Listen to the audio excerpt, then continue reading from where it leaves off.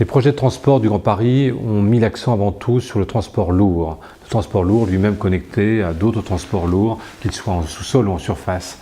Mais dans ce système, même s'il y a la volonté affichée de pouvoir répondre à une mobilité à toutes les échelles, on oublie souvent qu'il n'y a jamais de taxi dans les stations de métro, les stations de SNCF, les stations de RER quand on est en banlieue.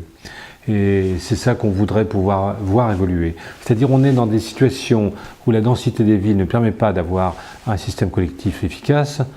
Et puis en même temps, vu la densité, les distances à pied sont un peu longues. On ne se préoccupe pas assez de ce transport du dernier kilomètre. C'est-à-dire on parle beaucoup du dernier kilomètre concernant les marchandises, mais très peu pour les habitants de l'Île-de-France.